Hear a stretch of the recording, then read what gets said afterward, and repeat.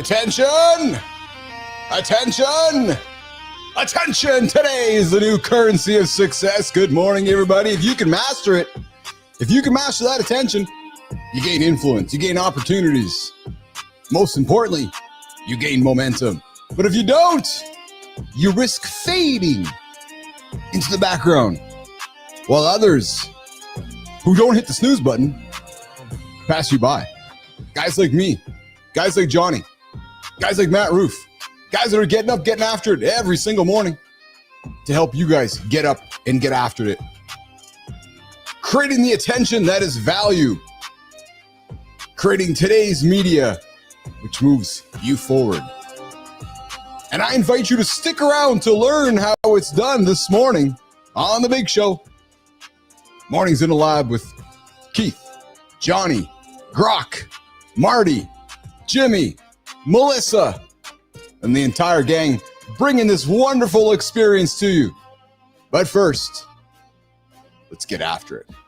Welcome back to Mornings, the Morning Loop, the first unpredictable 30 minutes of the Mornings in the Lab experience. Your live morning accountability partner, your no excuse alarm clock, and your daily dose of real talk to help you start your day right now. Reminders, guys. This is an R-rated experience.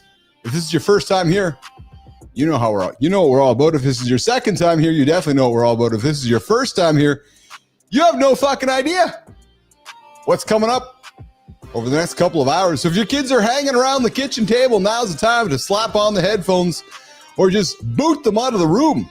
See ya. Not that we don't love our children. I got 3 myself. Oh yeah, true story. And listen, while you're here hanging out with us, I invite you to like the channel, drop a comment, subscribe to it. Because if you hit that snooze button, you're going to be 9 minutes behind the guy who didn't. That's a true story. Oh yeah, baby.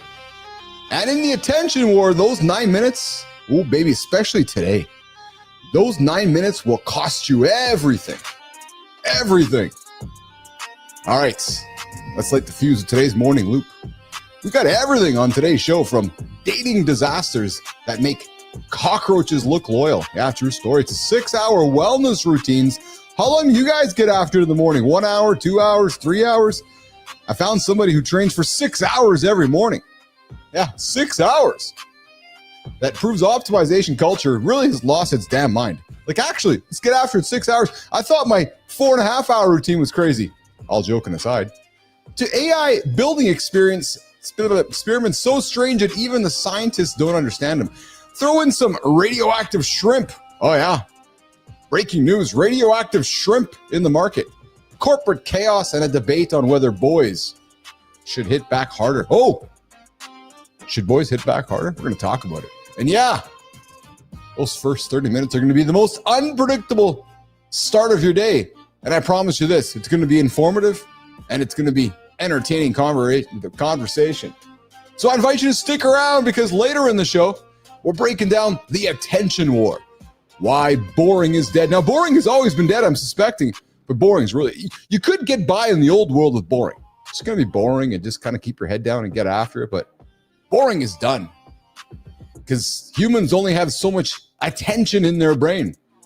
And when there's guys like me creating attention-grabbing content, if you're boring, I'll see you later. And if you hit the snooze button, I'll see you actually extra later. Hour 2. Oh yeah, we're not done. We're going to reset with some jaw-dropping story. How long can you hold your breath? How long can you hold your breath? Little hint. If you watch Matt Roof's show this morning, 7:30 Eastern Time, Kindness Rising, that'll give you a hint.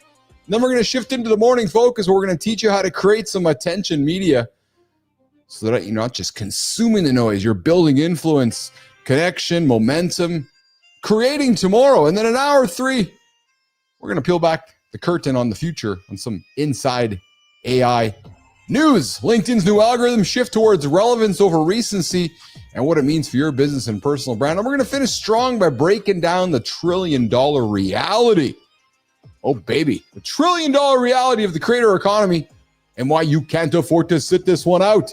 So if you're just a consumer, today is the best day to start becoming a creator. And we're going to talk about it this morning on Mornings. On Mornings in the Lab with Keith, Johnny, and friends. To do that, let's get rolling. Let's roll into the morning loop. Jimmy, let's get it started right now.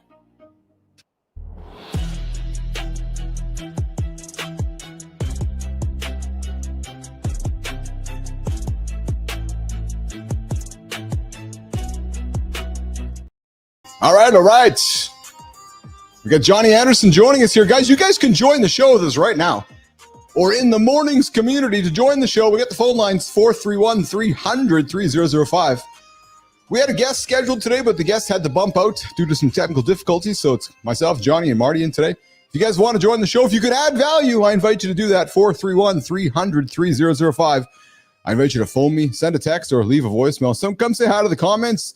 We are active on the vertical side. We got Melissa out there in the comments. We got Jimmy on the buttons. Jimmy's there as well. Matt Roof is in the comments as well, guys. So come on and hang out with us on the Mornings in the Lab community. And to those of you that are not watching the show live, just so happens to be tuning into the show here on demand, come hang out with us in the Mornings in the Lab community where we keep the conversation going when the show is not on. All right, Jimmy. I think Johnny's ready to go, Jim. Let's bring him up. Let's see how he's doing today. What's going on, brother? What's up, brother?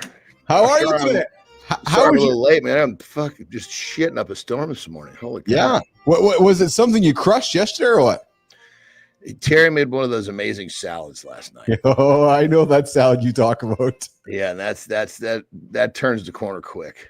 I figure what 6 to actually probably more like 6:30 or 7 to 4 o'clock. That's a quick turn, dude. That is a quick turn, man. Yeah. But it was an amazing salad. Oh God. I had a pretty exceptional day yesterday. I got 3 of my favorites out of the way. We're gonna live longer today, so I'm happy about that. That's good news. We'll celebrate that. Uncle Keith's gonna live a little longer. Uncle Keith crushed his lovely wife's smash burgers. She made us some burgers. So she heard me on the show yesterday. I was kind of craving her smash burgers. So she may have made us some smash burgers, which was really, really enjoyable as well. And then, I don't know, third on the porch there was something I really enjoy during life expectancy work, which is just... What does third on the porch mean? It's just, I'm trying to tactfully have a conversation with you about you had your smash burgers like an aphrodisiac, and then you went and got down. No, we had to have the smash burgers after because they don't have the big gut. Dude, you know, listen, we're not in our 20s when you're all like, oh yeah, let's go all be go all sensual and sexy. No, man, it was like, hey, let's go and have some fun, then we'll go crush the burgers. You don't want to have the big bloated gut. You know what it's like. Well, I usually eat right before and right after. Yeah. Well, and I do enjoy eating during as well, and you can read between the lines of all of that. And that's just saying, if you don't time it right, you're going to have a meal somewhere pop off in the middle of it.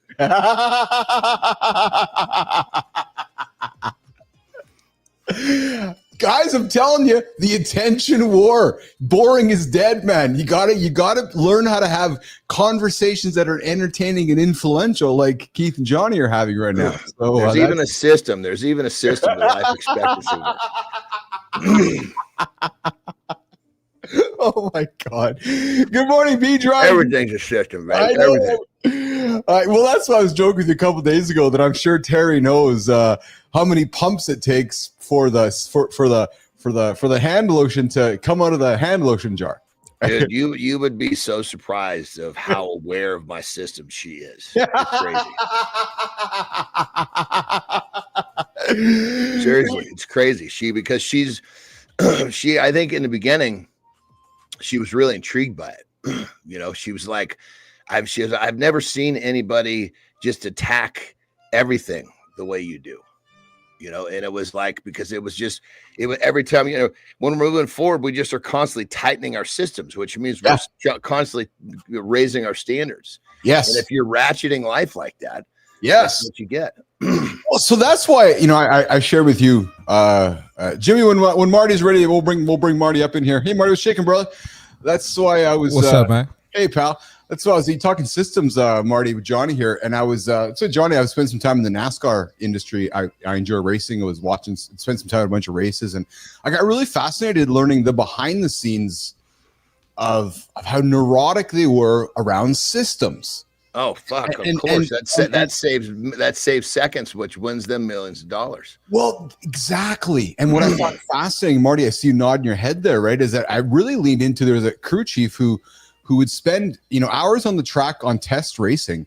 And I've told the story before. They go around the track, come off, and the crew would just literally move the lug nuts like a quarter of an inch, and then go again. And then they'd test it and they'd see. And I'm like, holy, like a quarter an inch. Oh, dude. Okay, it's faster. And that to me was just a great example of never being satisfied with winning. Because by moving the lug nut a quarter of an inch and I got faster than Marty, all of a sudden I'm. Well, I mean, if that pit boss is not doing it, he knows the guy down the lane is. So he has to be. That's exactly it. I actually drove one of those cars once. Did you really? It was actually a Bush League, so it's a step below. Yeah, I know Bush League. Yeah. It was I can't remember what it was. Anyway, it was in Vegas, and it was the Tom Petty driving experience. And yes, I know of it. Yeah, just fucking, of course, run into the same fucking problems. None of the jumpsuits will fit. So they got this thing that I don't know what it was. It looked like it had me in a clown suit, man. The thing was so big. And I couldn't get in the vehicle was a whole different story. It took me and 2 or 3 of their people to shove me in there. Then I can't imagine how you got out. The out was actually more difficult because I had to get myself past that wedge point before they could start pulling on me. Yes, you had to get the 3-point harness off you. At least I knew what to do coming out, because coming in it was about how it shifted my shoulders. Yeah. Marty, you ever been to a NASCAR? Nah, I've never been, man. It looks fun. It looks fun though. Oh yeah. It's have you been? You've never been to a race though either, right, Marty? No, I've never been to a race. I've only seen it on TV. You got to be. I mean, I'm very appreciative of what they do. Oh, Christ Almighty! Watching that fucking car or those cars go around the loop, that over and over and over. I mean, I appreciate even the loop part of it, but man, you got to be a lover of that shit to watch those cars go around that thing for 500 laps. Yes. Yeah, people try to act like NASCAR. They don't do anything. They try to act like it's not like an extreme sport. Oh, they basically put limitations on what the machinery is. So it's how can you maximize the machinery that's allowed? You're so right. Yeah, that's exactly it. It's so many would debate that it's not a sport. Marty? I think it's a sport. You got these guys. You got to operate the vehicle, which is a workout. They're in there sweating. It's hot in those cars. Yep. And then the guys who do the maintenance on the car, Yes. I see people try to beat like a world record. I saw a video of it. It was, I guess, like an NFL player was trying to do it. Yes. And he like beat the record or something crazy like that. So you got to be in some type of shape. So it's absolutely a sport. Well, and the thing about it, whoever's saying it's not a sport, that motherfucker is standing in line, buying a pack of smokes, a fucking lottery ticket, and a goddamn regular Coke, or he's laying on the couch with his Cheetos. This is the armchair quarterback. With a dad bod. Yeah, this is the armchair quarterback that decides he's going to make the decision on what's sport and what's not. They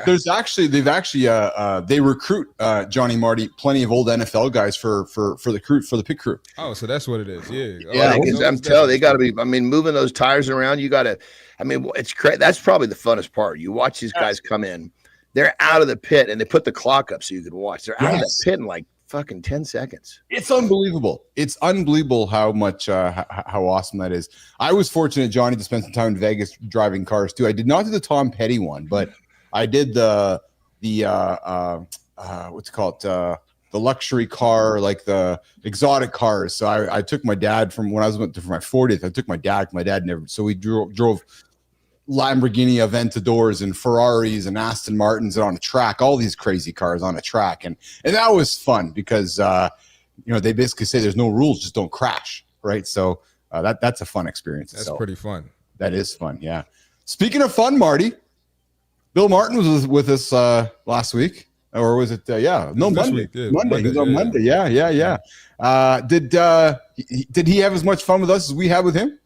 Oh, he loves talking, man. He could talk. He told me, he was like, I got to be careful because I got to cut myself off because I could just talk all day. He kind of like when Johnny first started the show. He could just talk all day. Well, I mean, when you're coming on a podcast, Like when I go on a podcast, they just set me up. Okay, so take us to the beginning. That means they want 20 minutes. Yeah. No, you're right. You're absolutely right. Yeah. Yeah. I mean, he got so many stories though. He didn't really, get into it. But Yeah, you gotta have him come he's back. a smart You gotta have him dude. come He back. realized he's on a 15-minute segment. He's a smart dude, Yeah. And I don't know if y'all know, Georgetown back in that time was the shit. I mean, they were like Duke, Kentucky. I know. Yes. I mean, they were like it's history there. So like he got a lot of stories. Yeah. Good morning, Lauren. I see you up there in the comments there, baby. Just getting up and having her coffee this morning. Hey, look, you see the shirt, Jon Andersen? What does it say? yeah. Let me see that. I can't. What does it say? See Marty fit. Less brunches, more crunches with the kettlebell logo. Very Got a nice, kettlebell bro. You logo. got yourself a little logo going. Yeah, Come on, baby. Yeah, man. Hey, Marty. So curiously, how did you make that? Like, so share some business behind the scenes. How did you make that? Did you make it yourself? Did you hire somebody? Did you do some AI to do it? How did you make it, pal? So this was actually, I actually had someone make this. Okay. But I have one I wore yesterday. Obviously, I wasn't on the show yesterday. I actually used AI to make that one, the one I had yesterday. Well, so check it out, I'll wear brother. that soon. If you want to, I don't know if this will be helpful to you, but the people that take care of my clothing, they'll design, they print on demand. So there's basically they do everything, and they'll take your designs and totally spruce them up. Like I'm doing some shirts for my peptide business, and they took the logo that we had, it just fucking made it so much better. It's just all part of them wanting to make you a good product. So if you're interested, I'll connect you. Yeah, we could definitely connect because I got a surprise shirt for y'all. I didn't wear it yet. I'm waiting to do some promo content. Once I finish the content, I'll wear it for y'all. I got some. Keith is gonna love it. John's gonna be like, okay. Keith is gonna love it though. Matt Kendall joining us on Facebook. What's going on, Matt? Good morning, brother. Hey, Matt, I'm still here, and it's all your fault, Matt Kendall. Because I had Matt on the. So, guys, Matt says former very influential radio guy here in Manitoba. He's had his stamp on the radio business. He's been on my show a couple times, and that's the guy we had on here when I was here. Exactly, Marty. Yeah, we asked him. We said, "Hey, does the streaming a morning show work in 2025?" He's like, "Of course it does." And I'm like, "I'm still here, Matt. Still here building this thing, and we're having a lot of fun and getting after it." And it's funny, Matt, because you're like, boring has never been alive. It's true, but I would say that. And obviously, I created this title on reason for a reason. I think that we were able to get away with boring for the longest time in the social media space. With social being dead, you might as well not even try to put anything out that's half boring because you're just going to get wiped out. So we're going to get into that. Just so the audience understands, define social being dead, because most people hear you say that, don't understand it, and they're like, "This fucking guy's nuts. I'm out of here." Well, you know what the funny thing is, Johnny, is that I'm the guy who's proclaiming social media being dead, and I built a social media company. Well, that's what I mean. You understand it much better than most. So explain. You said it's dead. Define that for everyone. Thank you. Yeah. So when I say social media is dead, you spend a lot of time on any of the platforms, be it LinkedIn, be it X, be it the ones that we've all known for a long time. A good portion of the content now is AI generated bots, and the days where where it was, let's post a picture of my kids or post something I'm doing or you're doing, Marty, or Johnny's doing. A lot of that content is dying. And the other reality is where we were all taught, for the longest time that, build your followers, build your content, and get in front of your, get your content in front of your folks. We know now that, the content that is surfaced in front of John and myself and Marty has very little to do with our followers, very little to do with our subscribers, very little to do with the social aspect of it. It's all driven by algorithm and great entertaining content. So the algorithm. I found a little bit of a hack on that. I was just going to share whenever you're done. Wow. Yeah, please go ahead. So, because obviously you have people, big network, yes. People that have followed me for years, people that understand me, these are basically my people. And I was like, I was looking at my analytics. I'm like, my reels are getting like, 15% followers, most non-followers, which many people are like, oh, this is great. My account's growing, which is cool. But when you want to connect with your people that are actually following you, what I realized was the pictures that I posted were going to 90% plus. So what I did is I changed the ratio from reels to pictures, more pictures, and it shifted the algorithm back to where it started serving up more of my reels, more to my followers. So if you look and see one type of post will be going more to your followers than not. And if you lean on that, you can kind of shift the algorithms. And I have it back to where it's like, it'll be sometimes more in the 50-50 range, which is what I'd prefer. I want to grow, but I also want to serve to my community. Yes. Yeah. Well, I'm glad you dropped that last word, Johnny, community, because again, Instagram, Adam Masari, the team there is leading Instagram. The biggest growth on that platform is in the DMs and in the private messaging. So that today's social media is very much in the communities, in the private DMs, and yesterday's social media is really today's broadcast media. And we've talked about it before, right? X is a TV network, LinkedIn's a TV network, Substack's we're all these new modern TV networks.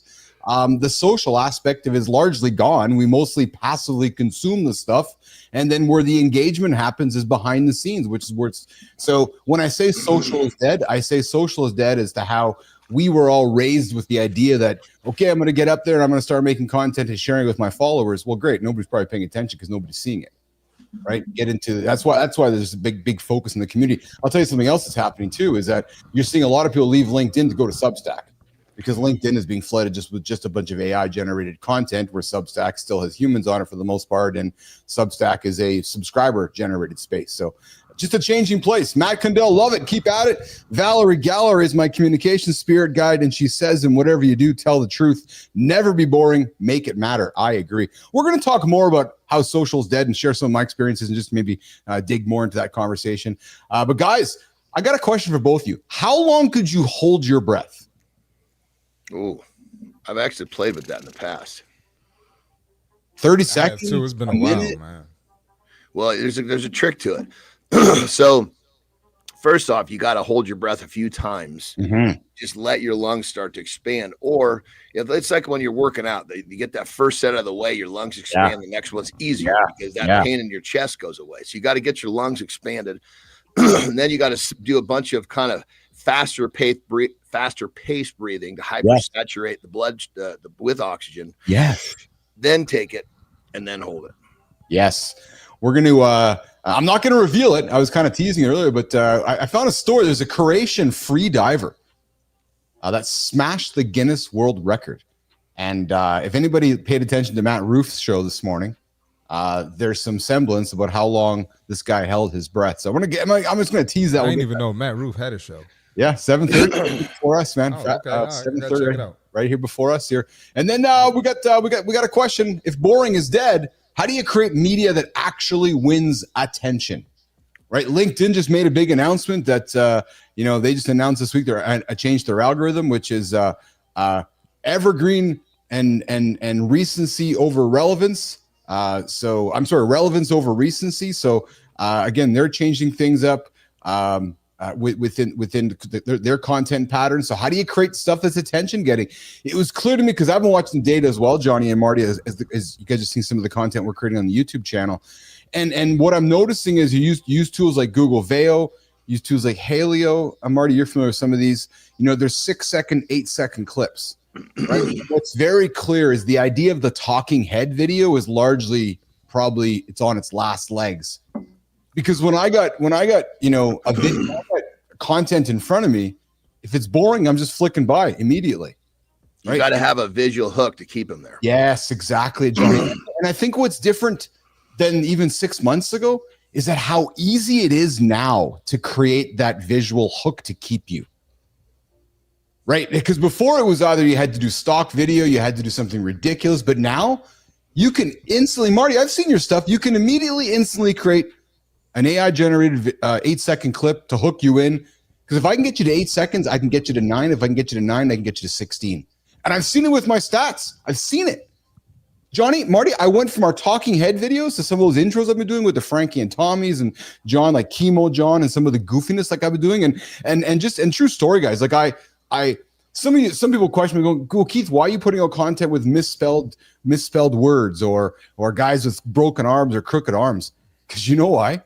I think at the end of the day, all this stuff is just fucking ridiculous. I think it's ridiculous. So you get one of two things. You can wait for perfection, which John and Marty, we don't really believe in. So it's like, okay, let's lean into the progress, be a pioneer, and know that it's getting better. So that, when I made that piece of content 3 weeks ago, the sign wasn't right. Well, today it was right because it now got better. But it's getting somebody's attention because, hey, that AI spelt it wrong. Yeah, but I got your attention. Oh, fuck, you did it again. So we're going to get to that later on in the show as well, on how to create attention grabbing content. It's easier than you think. The bar has never been lower to make content, actually.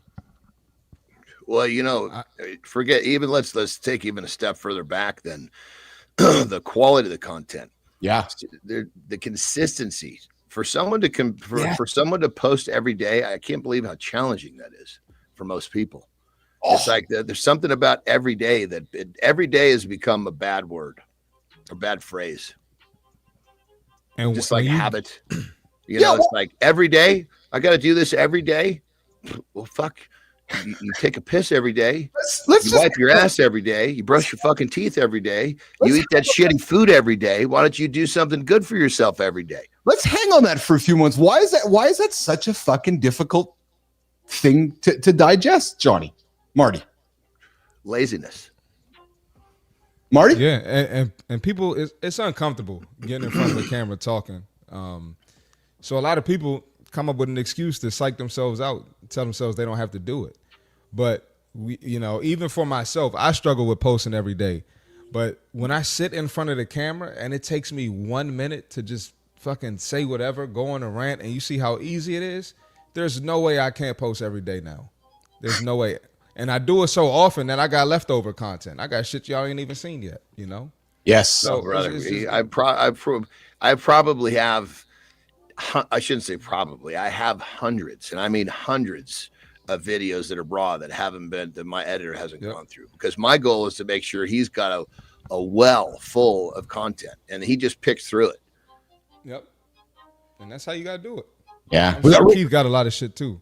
Oh man, I probably got more content on the shelf that hasn't been shared that's been shared. But again, that just supports the comment that if your content is, and Rick Clody, you said it best, man. Out of sight, out of mind, man. Must be present to win. Right? So that's kind of the choice. You can sit back and not be noticed. And it's not about being boring or trying to grab attention that's outward attention. We can frame attention in a word that works best for you to grab attention. But if you're that's why I keep saying, if you're just going to dabble with creating content, dabble, I'm just going to make a post here or make a post there. Go spend time with your kids. Dude, as soon as, when I turn the camera on myself, yeah, I'm going to get at least, when I say 2 rows, yeah, that's when I look at my phone. I want 2 rows. That's 10. I fucking love your thought process. Yeah. Simple system. 2 rows, baby. 2 rows. Give me a couple of rows, baby. And it's crazy now that we were just talking about analytics. And when I look at my stuff is like the best videos are the ones I don't ever want to do. So I got to lean more into like a character. Yes. And it's annoying, but at the end of the day, you just kind of learn to embrace it, Yes. Yeah. Well, listen to Clody, right? Rick Clody. What's going on, Rick? Haven't seen you for a while, brother. Good to have your name in the comments. Always love having your name in the comments. Why does Mickey D's serve billions? Because they're on every freaking corner, man, even though it's garbage. And he's right. Right? He's right. There's nothing bold. They had addictive shit in their food, too. Yeah. Literally addictive shit. Helps. I mean, in cheese, right? There's a naturally occurring substance called casomorphine. Yes, morphine, addictive. Yes. So there's no law against putting extra casomorphine in the fucking piece of cheese. So that slice of whatever they call it has just enough cheese where they can legally put more casomorphine in there. That piece of cheese, highly, highly addictive. Yes. Yeah, absolutely. Hey, Jimmy. Hey, Melissa. I just noticed here, guys, our A13 article, the social media is dead. Meta has admitted it has the wrong, all the wrong content in it. If you guys can have a look at that, that would be super helpful for me. I'd like to talk about it, but it has all of the absolutely incorrect stuff in it. The other reason, guys, I want to talk about why social media is dead is that legally, Meta, Mark Zuckerberg, and the gang has admitted it. So we know that they've been through the courts in the last forever in so many ways, right? They've been for this or that. They were recently brought across the docket, and they admitted that the idea that the old Facebook experience is mostly gone. Algorithmic, entertainment, e-commerce, AI-driven recommendations, and micro communities are the future. So they have gone legally on their oath and have said that our data, our business is telling us that social is dead. What you guys thought it was is no longer actually relevant anymore. So when you have the company that essentially that created social media in many ways saying under oath, it's actually not really our business anymore, it's dead. Yeah, we've just like any other business, it morphs. Yeah, that's exactly the pivot.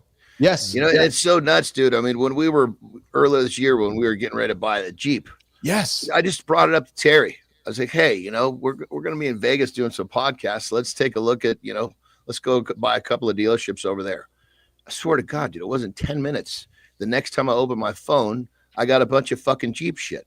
Crazy. Swear to God. Happens to me all the time. Unbelievable. And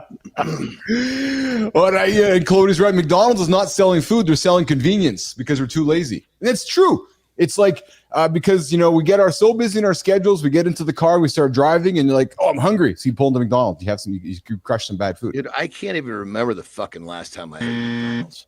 Me neither, actually.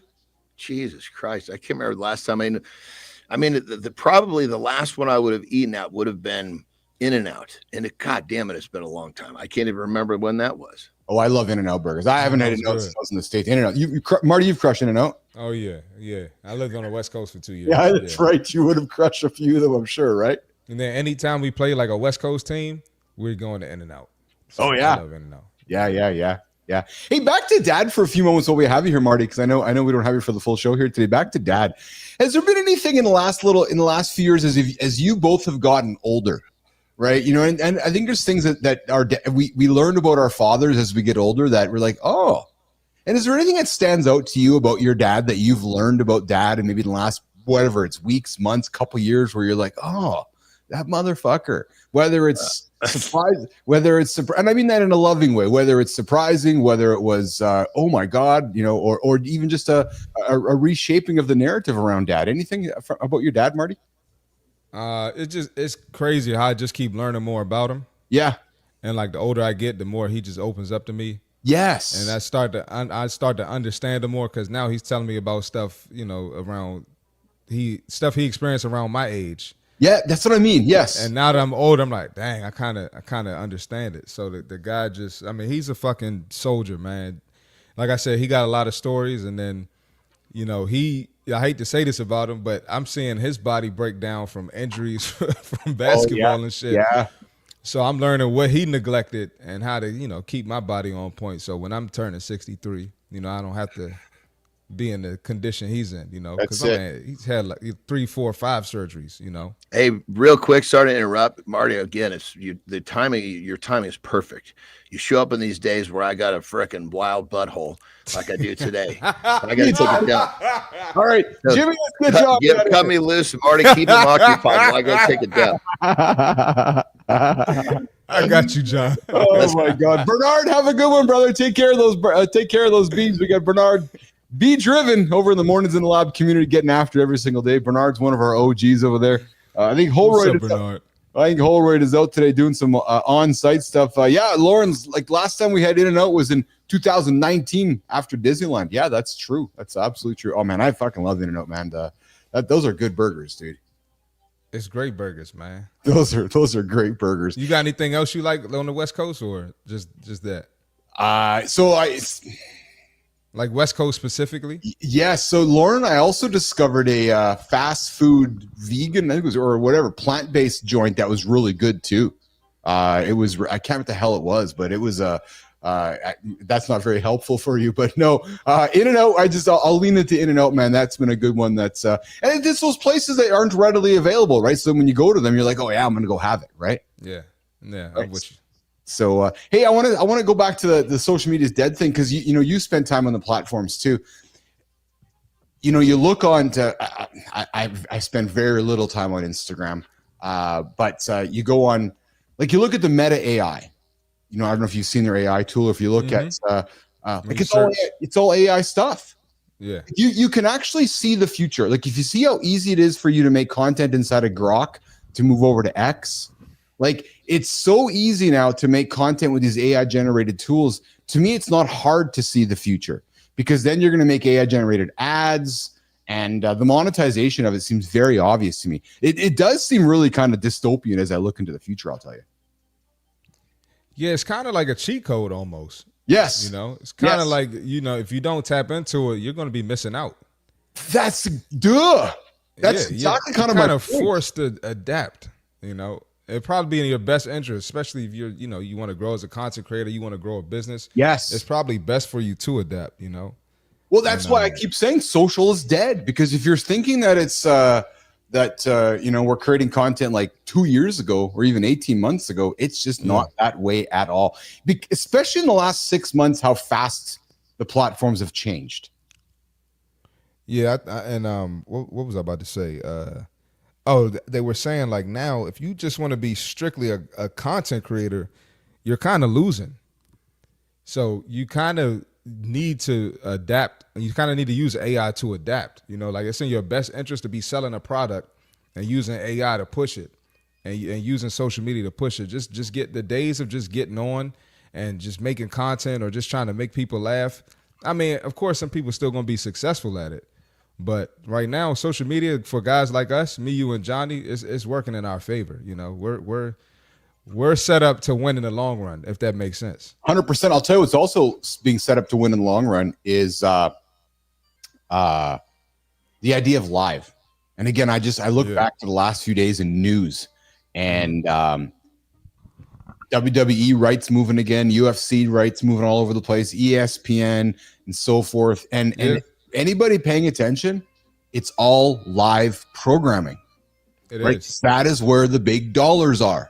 Because when people want to come together and have a conversation during something happening.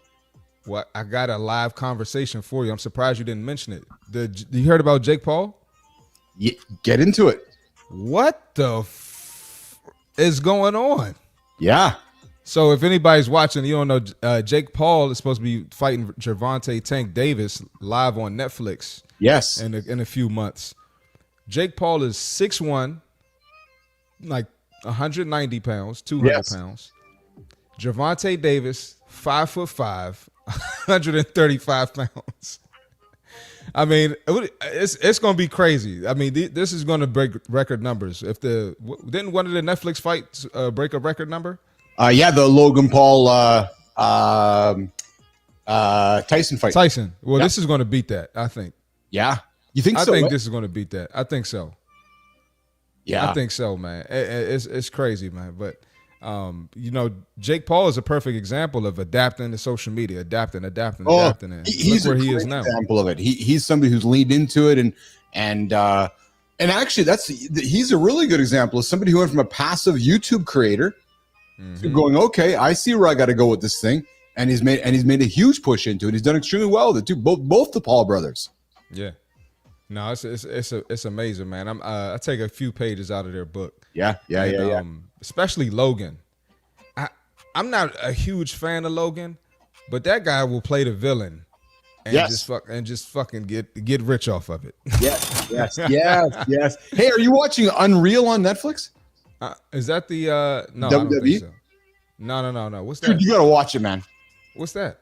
It's the behind the scenes. Dude, watch WWE Unreal on Netflix. Just trust me. I'll leave that there. WWE Unreal, period. Leave it there. Watch it. Trust me. And text me after you watch it. Just trust your brother. I trust you. Because you're going to fucking love it. I'm just, you're going to go, fuck, where was this? And you're going to get sucked into it. And you're going to be sitting there for hours. Is it like modern day or is it? Oh yeah, no, it's like today. It's like behind the scenes. It's the storylines you're gonna love it, dude. You fucking love it, man. All right, okay. Because it's the storytelling stuff, Marty. It's the character stuff. It's the it's the stuff that I know I really enjoy. I know Johnny does it. You enjoy as well. Plant Power. Lauren's giving you Plant Power was the name in San Diego. Plant Power. Okay, I haven't been there. It's in her comment. Nothing healthy about it, but it was really delicious. Yeah, it's vegan though. Well, plant-based food that just laced and I'm playing, man. Yeah, laced in flavors.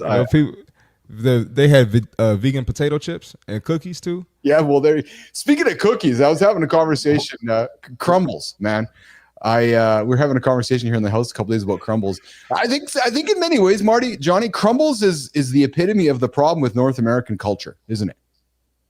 What are we talking about? Crumbles cookies. Crumble cookie. You know what crumble cookie is, John? No idea. Like it's one cookie that's about 1,000, maybe 50, maybe 2,000 calories. I'm thinking at least, Marty. And Johnny, the line is out the door. Yeah. Out the freaking door, and they got like new flavors every day. It's like a different menu every day. Yeah, and I bring it up, Johnny, just to Marty's point, because that maybe is kind of the problem with actually it's playing off Rick's comments of McDonald's in every corner.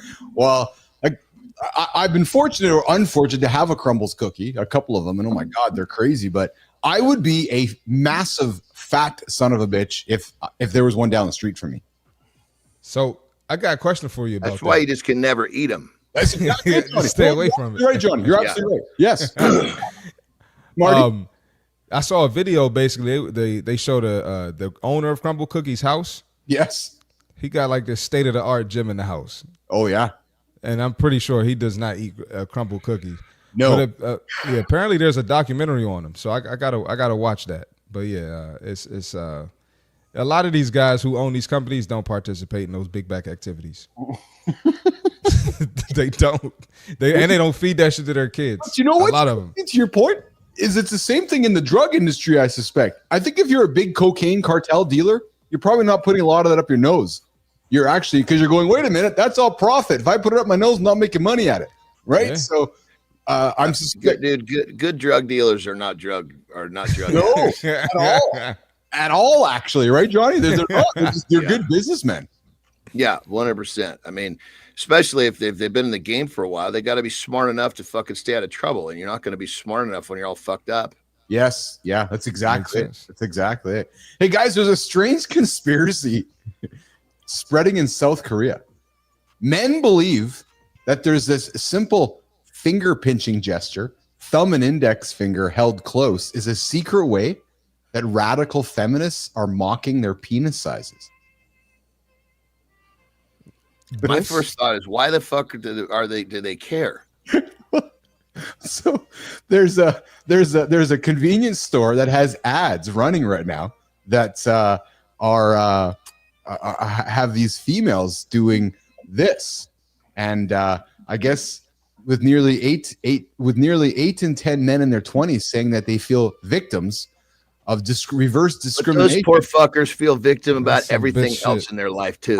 Just add this to the fucking. Yeah, that's some bitch shit. Well, in American culture, I know I'm a little younger than y'all. When girls do this, that means like they are saying something of value. They cooking. You know what I mean? Like, oh yeah, okay. Oh, that's what it means in America. So I don't know if we have some influence in South Korea, but in South Korea, this means you have a little wanger. I think those guys just a little insecure, and they actually have little wangers. So, yeah. Just the insecure self. But I mean, I still am go back. Why is the attention given to that? Wow.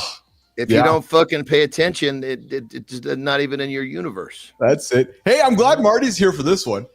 Hey, Marty, you still dating that lovely young lady?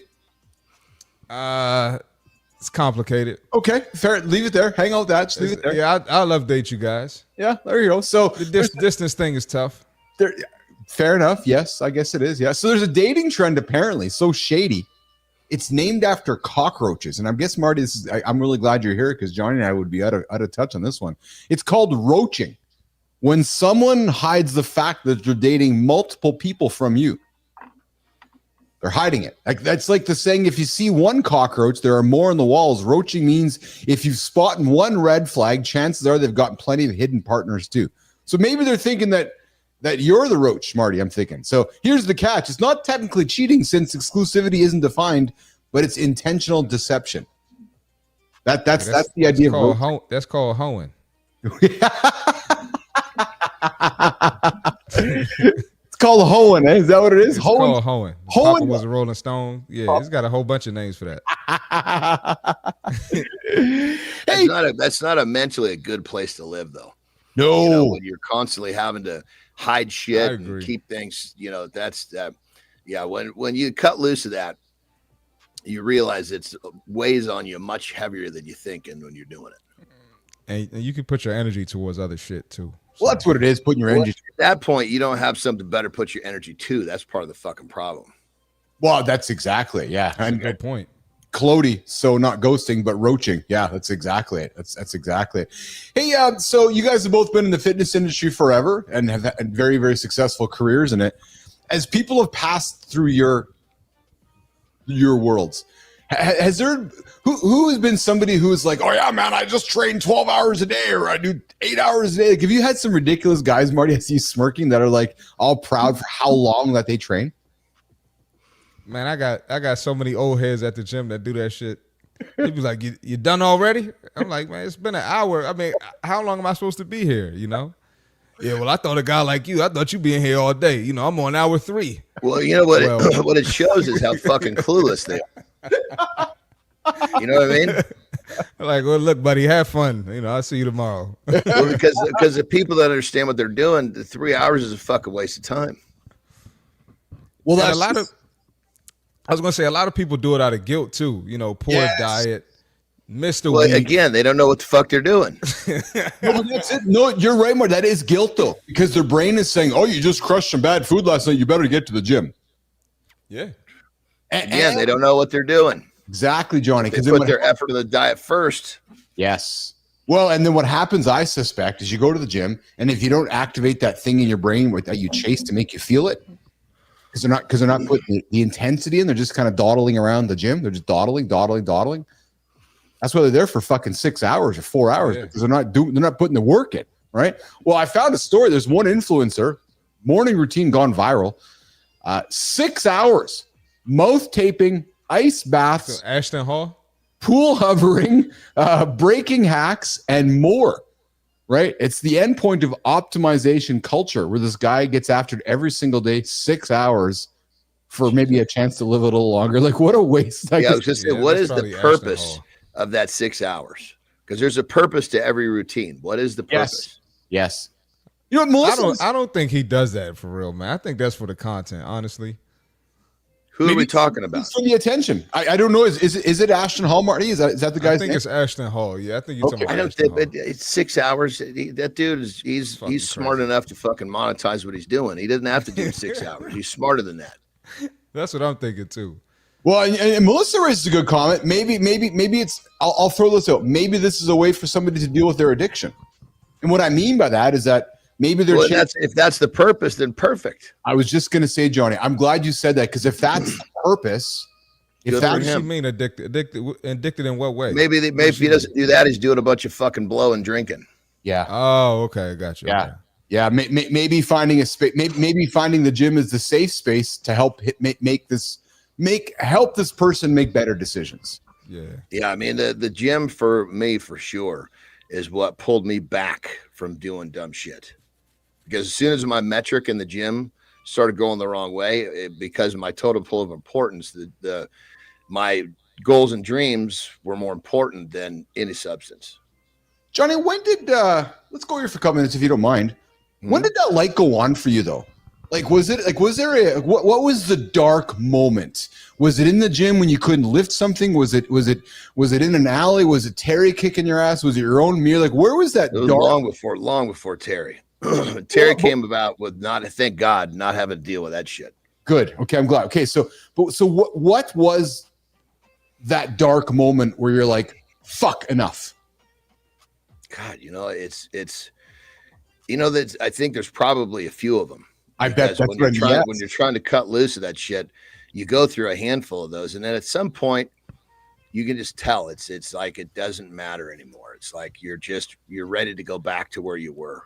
Really? You keep, it's like, part of it was chicks, you know what I mean? Yes. And then I remember I tell myself, fuck, listen, man, they're all fucking pink on the inside, right?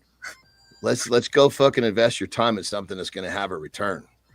And it was just that part of me that realized I wasn't making the progress that I told myself I was.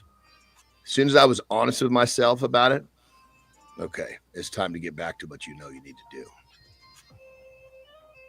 I guess what I'm still curious about though, John, was there Was there a literal dark spot though? Like, where did you find yourself crying in a room, in a bathroom, in your own mirror? Was there like can you take yourself literally to an actual spot where you're like, holy smokes, man, like I gotta get my shit together? I mean, I can remember on multiple occasions like dumping full bottles of pill in the toilet. Really? Like, okay, of course it only fucking worked until I needed them again. That I went. Well, yeah, but that kind of it was a series of those things, because it's like, I mean, I'm trying to think. Like, I wish that I could generate a story that's more a description of what you're looking for. But I think what it came down to is it was just a series of events of me. Fuck, you did it again. Yeah, yeah. It was like, and I think for many people, that don't have the discipline, they get to that point where they're standing there in their bathroom and they're crying because it's the whatever substances stripped them of everything. It never stripped me of everything. It just slowed my progress down. Yeah, Marty, does that make sense? 100% it does. Yeah, absolutely. And it and I can appreciate that there it was a number of times before it was finally over the edge, saying this enough's enough. Yeah, well, and then once, of course, I got myself on track, and then when fatherhood entered the equation, it was really easy to say, okay, that stuff is done. And along with that, the people that I used to associate with that stuff were done as well. Yeah. Marty? Yeah, I was gonna say I got something similar, man. When I got out of college and I was depressed about basketball, I was using alcohol to cope. Yeah. Oh yeah. And I had so many embarrassing moments I shared with Keith, like old teammates coming in when I was working at front desk at the gym, and it got bad. It got to a point where I was in the mirror, and I had the biggest belly at 23, and It didn't make any fucking sense. Really? And I was like, bro, what is wrong with you, man? So, I got my shit together, but I needed that. That was my wake up call, just seeing my body, knowing what my body was capable of, all this preseason conditioning, all these games I played. And then I was looking like that, 7 to 8 months later. And that was my wake up call, man. So that's when I, got in the books, started studying for that personal trainer certification and took it serious. And, I haven't been in that type of state since, I think as we talked this through, I think probably one of my saviors was the fact that I was already in pursuit of a dream. Yes. And because of that was always higher on my totem pole. Mm-hmm. I mean, sometimes I would boast. That's the problem. Is sometimes I would lie to myself and say, oh yeah, you can do both. Look, you're still making progress. Just the progress I was making was just inching along versus the quantum leaps I was used to. Yeah. I hear you. Interesting. All right, guys, listen, we're coming up to hour 2 here. We're going to reset. What's up, Top Serve Digital? What's up, Jonathan Bannister? Good to see you there in the comments this morning, brother. Mike Sullivan coming back saying this has turned out to be yet another informative and entertaining show. When one burns the bridges behind them, they can act better in improving their life. And then, as Sullivan puts from Aerosmith, you got to lose to know how to win. Aerosmith, 1973. What up, Sullivan? One of the best tunes to work out to. I'm with you, Sully. Good to see you, Sullivan. Sullivan, I'll tell you something, brother. You've been very consistent enjoying this show every single day for the last little while here, and I appreciate that. That means it tells me one thing. You are getting up and getting it after it on a consistent basis, and I applaud you for that. That's what's really cool about this show is that, Johnny, we see the folks that are getting up and getting it after it every single day and leaning to this as their accountability partner. So it's hard to do something every single day, but we see those that are doing it, so which is awesome. It is. That's kind of an interesting thought. You're either an everyday person, like that's not a problem, or you're not an everyday person, because it is almost like you're a habit guy or you're a I shouldn't say that. Everybody's got habits. You're a good habit guy or you're a bad habit guy. The bad habit guy, he doesn't want every day. Well, when you and I met and we had the conversation about, doing something on the show here, I'll never forget it because we were talking about it and we were sorting each other out as we were talking. And I was asking you kind of what you were thinking. I was like, what, are you thinking about doing a segment? Or are you thinking about joining once a week? And you said to me very clearly, you're like, Keith, I operate best when I get into a system, a regular routine. And I was like, oh, do you mean doing this daily? You're like, yeah, if I can do this daily, that'd be great for me. Well, that was on the Friday. And then you showed up on the Monday, the 2 days later, and you've been the man of your word. And I knew that, but you're like, yeah, I work better when I do this daily. And sure enough, so do I. When Keith told me, he was like, yeah, John's going to be with us every day. And I was like, every day? You sure? It's like every day, because it's hard to find people like that. Yes. Yes. It's not common. So I didn't know you like that, John. So. Well, 100%, of course, and then the thing about it is every day really gets put to the test once you get north of 365 of them sequentially put together. Then you find out really, because then every day at that point, every day is something that it's either a part of you or you are fucking struggling to hold it together and you can't. And many people, that's the case. That's exactly it. Well, they choose not to.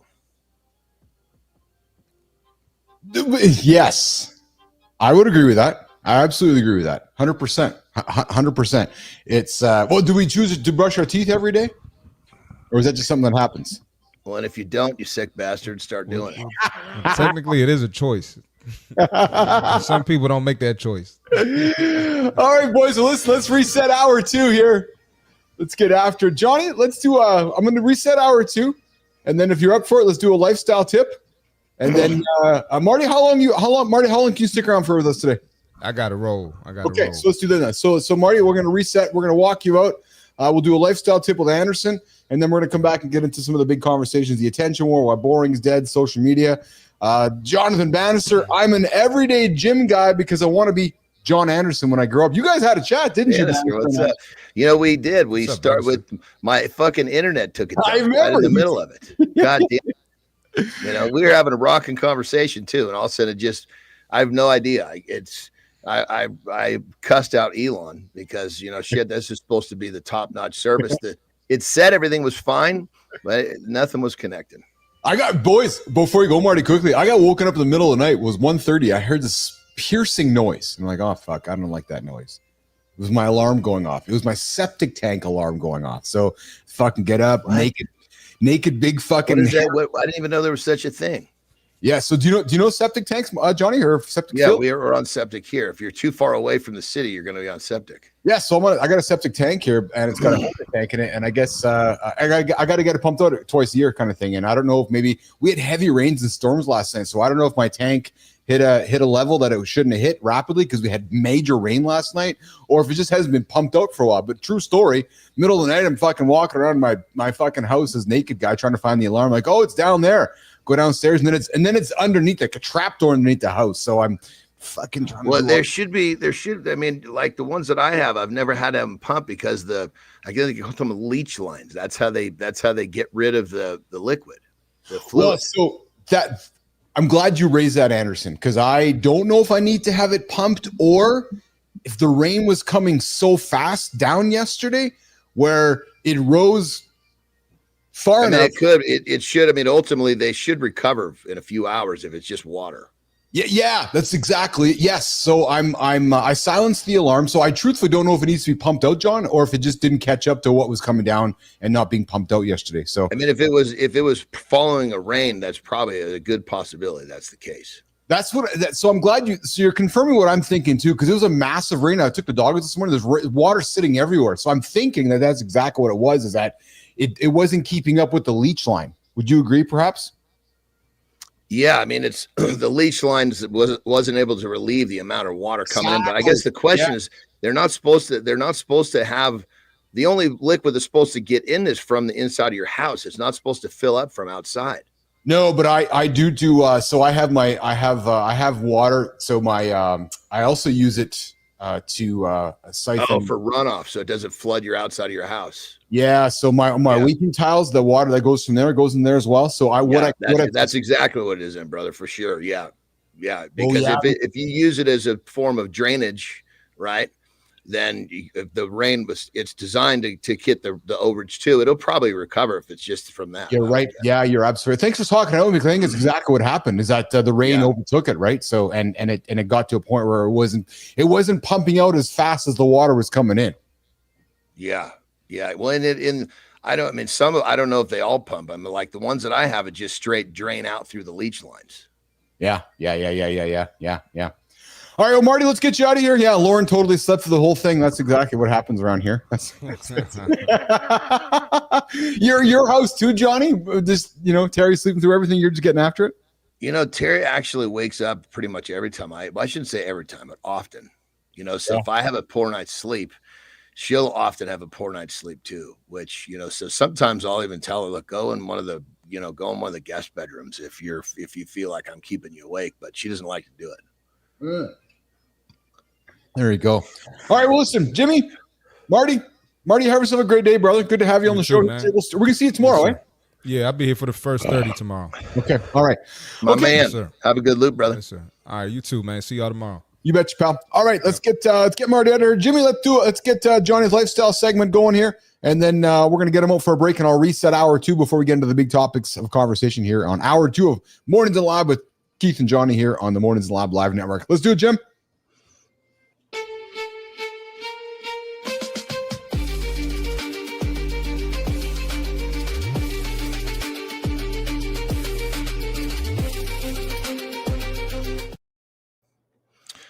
Do you find yourself using phrases or terms like, I'll do it someday, I'll do it one day, I'll do it tomorrow, I'll do it later? Well, let's be honest with the situation. One day, not on the calendar. Neither is someday. So the odds are, if you're using any of these phrases, including later or tomorrow, you're just basically bullshitting yourself. You're using this as a way to stay inside your comfort zone. Getting outside your comfort zone will set you free. Because when you are good at getting outside your comfort zone, you will grow. Your life will change. When you stick with laters and tomorrows and some days and one days, guess what? You're in the same spot tomorrow. But here's the thing. When you say, I'm going to do this tomorrow, or you say, I'm going to do this one day, and you said that dumb shit yesterday, what do you think your kids are thinking? What do you think your wife is thinking? Oh, this dumb son of a bitch said that yesterday, and he'll say it again tomorrow. Is this who you want to be? Is this how you want your loved ones to look at you? It's time to take the bull by the horns. No excuses. No procrastination. Just try it for one day and you will be blown away at how well your day goes. And you'll want another one. And then you'll want another one. And pretty soon, you're talking about the days that actually are on the calendar. Rock and roll. Here we go, rock and roll. Johnny Andersen with a lifestyle tip right here on the Mornings in the Lab Live Network, getting after it every single day, 8 o'clock Eastern time. Guys, welcome back. If you're just tuning in, you missed the morning loop that had it all. We had Marty on the show here today, just getting after it. It's a pretty loose show here today, guys. We did have a guest scheduled for the show here, but I got up this morning and some technical difficulties prevented that from happening. So what you're seeing here is a show that is an on-the-fly type experience that would not be our regular show experience, as we have had to realign on the fly here. So, oh, good time. Thank you, man. I appreciate that. Turn the alarm back on. That should tell you if it drained out or not. Oh, good time. That's awesome advice, man. Love the community here. Good time. So here's the thing, guys, and I'm going to be totally vulnerable and frank here. I got a hammer for Christmas once, and I looked at it. I was like, what the fuck is this? What do I do with this? I am not at all the handiest dude with my hands or the physical labor or these kinds of things, right? So good time, your knowledge is like probably it's like the greatest knowledge to me right now. I'm like, okay, you put me in a world, a digital world or a marketing world or an AI world or a social media world or all that kind of stuff. I'm great at it. I'll lead the conversation. With this stuff, no idea what the hell's going on. So good time. Thank you for telling me that. I will turn the alarm back on, and if it goes, that will tell me if it's drained out. Good time dropping knowledge for the old handsome chief, Uncle Keith, this morning here on Mornings in the Lab. So awesome. I knew I showed up this morning for a reason, even though Michael Lazar couldn't get here, because Good Time was here to tell me that I got to turn the alarm back on. Hey, Bannister, what's going on, brother? We got to catch up sometime soon. We got Jonathan Bannister in the comments. I know he's getting up and getting after it, getting that lift in. You guys, listen, if you are in hey, Good Time, you're in the home services business. I know you're not Good Time. You know somebody is. Needs some digital marketing services. Bannister with Top Serve Digital is offering that up for you guys. So I would encourage you to go check out Jonathan Bannister, Top Serve Digital. They are out there to help you guys, your marketing services side of things as well. All right, you guys can join the live conversation right now or in the Mornings Live community. You can join at 431-300-3005.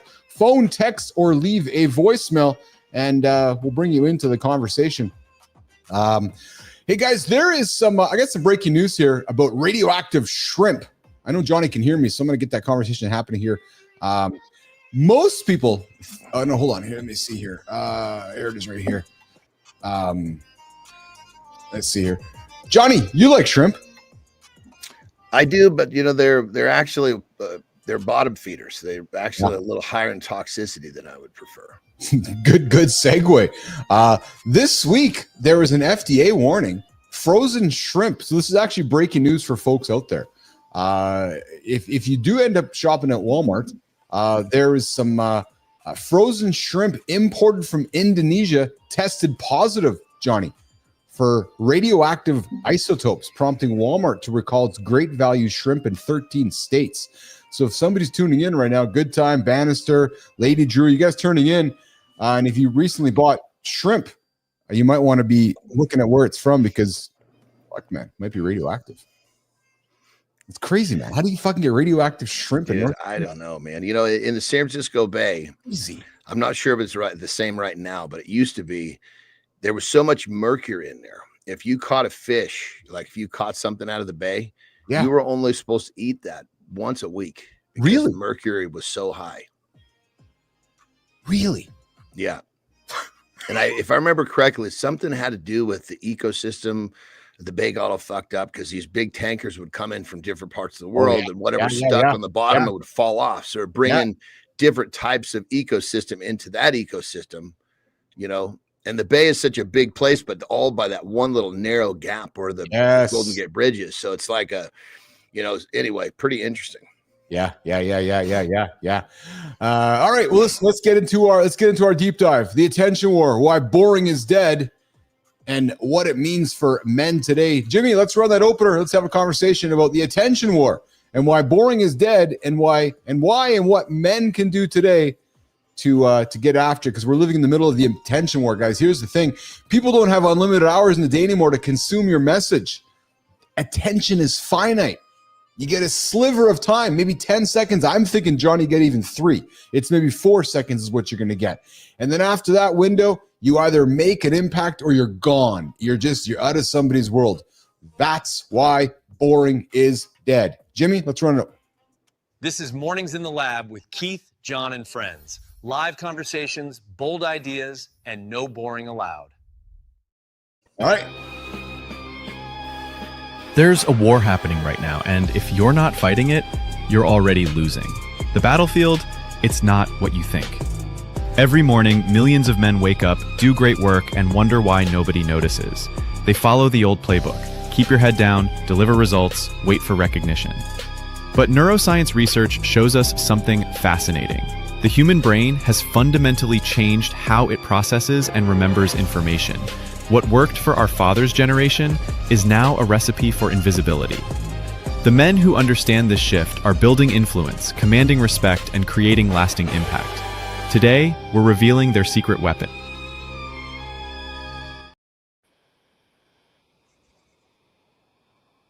All right, guys, you've been teasing about a little while here that why boring is dead. Let's talk about social media. Social media, it's a graveyard of noise. Scrolling, swiping, forgetting.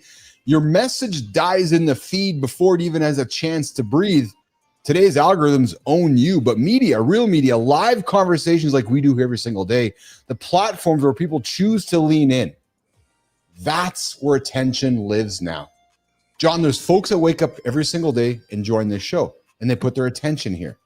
And with that, that's where the trust is being built. And that is where the influence is now being earned. And this is where I would invite the men in our audience today to understand, because when you and I grew up, we grew up in a world where you could kind of hide in the background. You could do good work. And we talk about it all the time. Go to work, go to work, go to work, put your head up, and people would eventually notice. Well, I would suggest to you that that's not happening anymore. In the world of attention, the attention war, if you're not creating media, if you're not showing up with courage, energy, and a point of view, and that's the key point, you are invisible. If you're not fighting for your space in someone's finite attention span, you're already forgotten. Because here's the thing, Johnny, the old game of just posting a photo or dropping a caption and praying it lands, it's over. You know, the new game, and we're doing it every single day, is conversation. It's connection. It's media that grabs someone by the shoulders and says, this matters. Don't scroll past it. So what does it mean for our audience? It means you got to stop just outsourcing your voice to the algorithm. You need to lean in to your message, your own message in real time. It means when you speak, when you create, when you lead, you make damn sure it's unforgettable, because you may not get a second chance, because the attention war is brutal. And Andersen, I'm going to look at you specifically. There's a look about you. There's an attitude about you. There's an awareness about you. There's an authenticity about you that is very clearly defined. It will grab somebody's attention. And that's why I think this is really a fascinating conversation, because you put somebody who's creating just mediocre content next to you who's creating content daily. Where do you think somebody's attention is going? And to me, that's the main point of the conversation today, which is we can save a lot of people time if they're just putting out mediocre, boring stuff. Because look what they're competing with. And yes, it's a competition, Johnny. It's a fucking competition. You and I are competing for that same person's eyes on our content. Now we're in the same project, but at the end, I'm just using some examples here that people have finite amounts of attention. Well, and I think too, you know, like authenticity is we're getting more. People want this more and more. Yes. So somebody delivering a message, like me delivering a message about what I do, it makes sense. There's credibility there. Yes. If somebody deliver. It's like a, you know, you go join a gym membership and then you pick a trainer and they're all fat. How does that make sense? How does that make sense? Yes. Well, you know, so especially in social, you have so many choices of what to watch or what to listen to. If it's not authentic and the message doesn't match I guess you'd say the brand or the person or both, it's like subconsciously it doesn't, it's like the puzzle doesn't fit together and people just keep going. And you know, we've been talking about it again on the show often, you know, entertain, experience, expertise, authority, and trust, right? You got to get all that in front of somebody to convince them to lean into you immediately and instantly. Right. And in a live conversation, there's a scroll stopping aspect to it, right? You got the glasses on, you got the hat on, you know, you got a tight shirt on. It stops people, it grabs somebody's attention. And again, I think what we have to ask ourselves, and what I'd encourage somebody to do as a takeaway, is if you only had 2 minutes, I'd say if you only had 15 seconds, what would you say? What would you show? And how would they actually remember you? Because if somebody's not hearing you within the first 3 to 5 seconds, they've tuned you out. You've got to use a few words right out of the gate. You are good at it. Yeah, you have to. You know, it's like it might even just be a word that you're going to use later, you know, and it's a word that, you know, people are going to listen to. Boom, there's the word. Then go into what you're saying. That word comes back around, but that one word tells them this is what's coming. Yeah, Michael Hers in the comments says it best, Johnny. He's bang on. And again, you're good at this. I like to think I'm pretty good at it too, which is being authentic or opinionated provides others the opportunity to self-identify. In other words, relate. So when John says X and somebody hears you, like, yeah, I'm like that too. They automatically relate to you.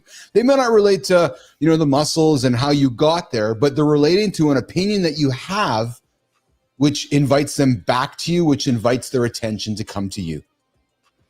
Right. And you and I watched it happen in the broadcast media world, where you and I grew up watching the old, I'll use CNN. We watched the old school CNN to watch how CNN changed to a platform of opinions.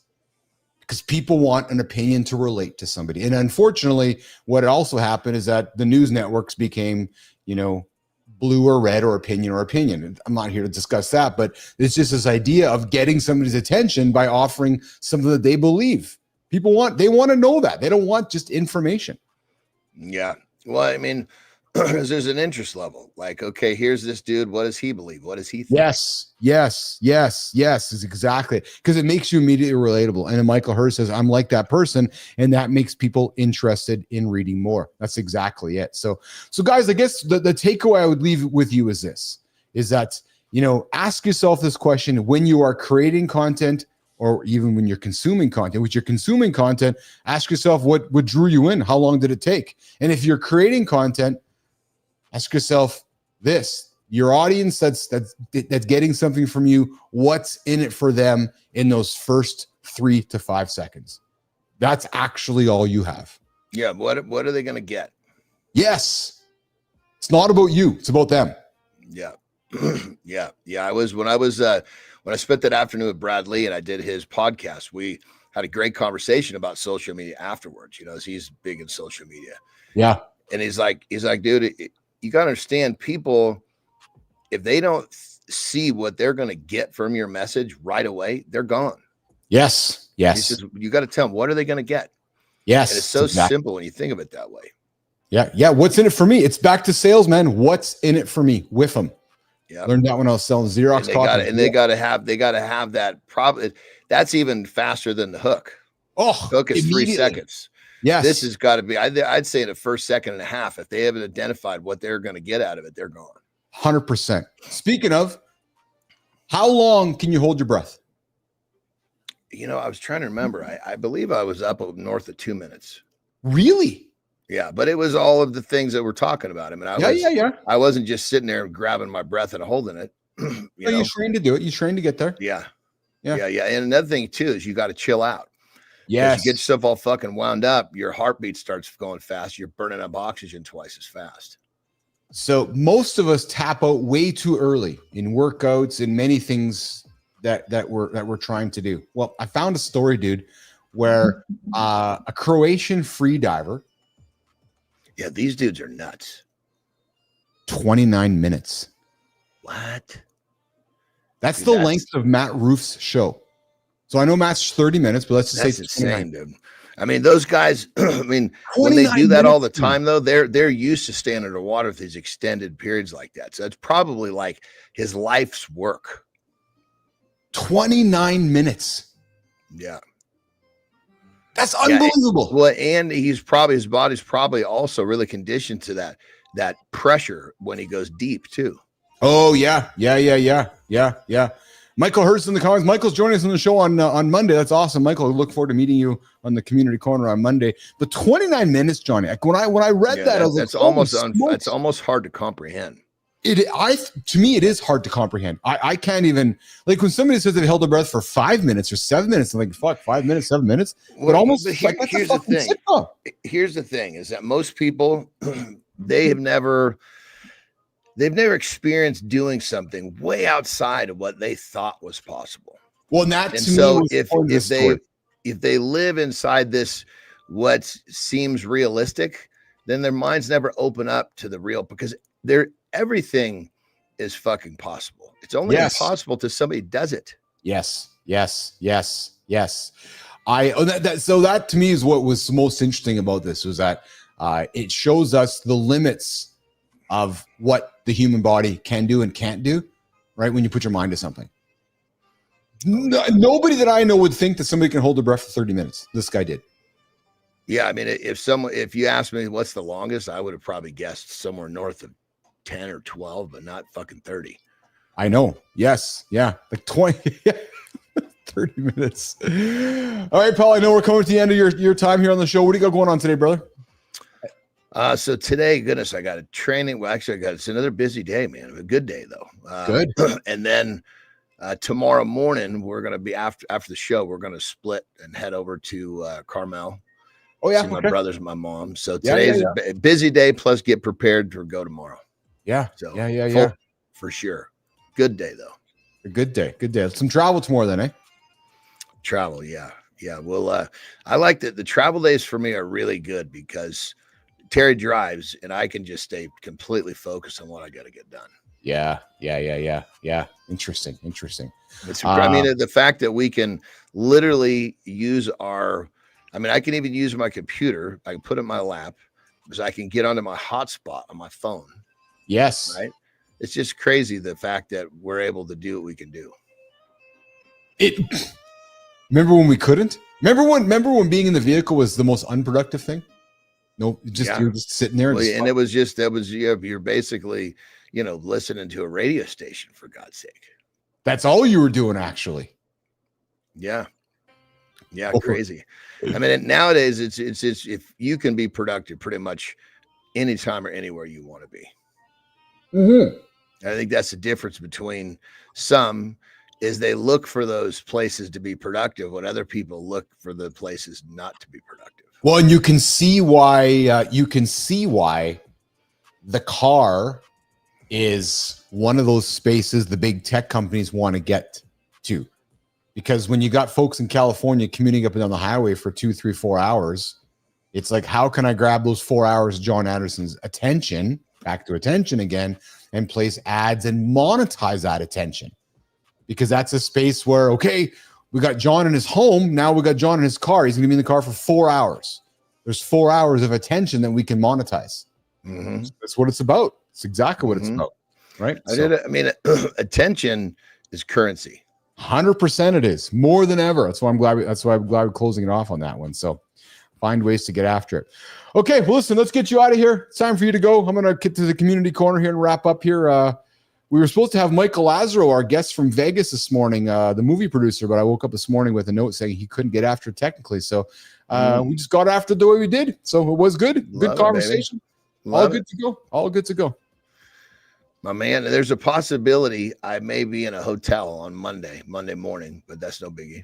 No biggie. Especially now that if I got shitty service, we could bring me on with the phone. You can bring in the phone line with Jon Andersen. Exactly. Yeah, that's great because sometimes these, swear to God, dude, you get in there, you talk to them about, hey, this is what I got. Oh, no problem.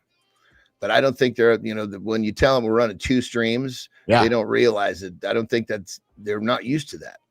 Well, so in early September, I'm going to head over to watch Carter play some hockey in Saskatoon. So I'll be doing the show on the road, and I'm going to be focusing on finding a space where I can plug in.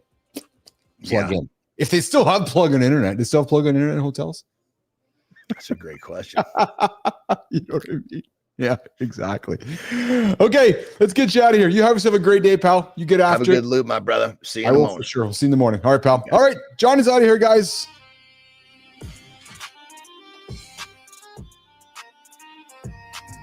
I'll be wearing the same hat on Monday if Jon can't make it, so no worries, Jon. That's awesome. Michael Hers joining us in the community. On the Mornings in Live community here on Mornings in Live with Keith and Johnny and friends here. Okay, so here's what we're going to do, guys. We're going to get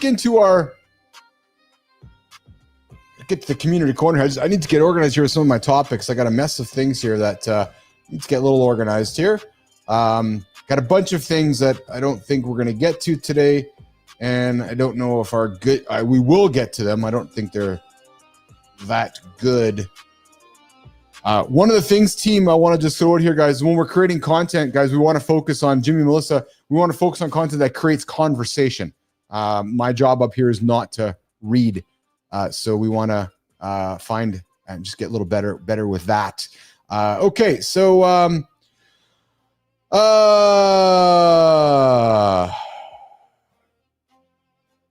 let's get to let's go to the how to create attention media. Let's get to that segment here on here's the question. If boring is dead, how do you create media that actually wins attention? So Jimmy, I think we got a segment here to get into. Let's cut to that one here. And we'll do that before we get coming up next. We're not just talking about why boring is dead. We're showing you how to create attention instead. Every morning, millions of men wake up and create content that gets completely ignored. They pour their expertise into posts, videos, and messages that disappear into the digital void. But what if the problem isn't what you're saying, it's how you're saying it? Here's the brutal truth. We're fighting for attention in an economy where focus is finite. The average person has just 6 hours of daily media time, and that number isn't growing. Meanwhile, content volume explodes exponentially. You're not just competing with your industry, you're competing with everything. Scientists at major universities have cracked the code on what makes content spread. The breakthrough isn't creating more content. Stop posting to fill the feed, start showing up to own the moment. So here's the question. If boring is dead, how do you create media that actually wins attention? And here's what I've learned. Attention media has 3 rules. 3. We're going to get those 3 guys. Number 1, lead with energy.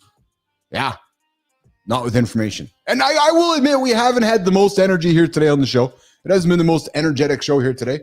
To you guys, you're thinking, oh, fuck, what's this energy?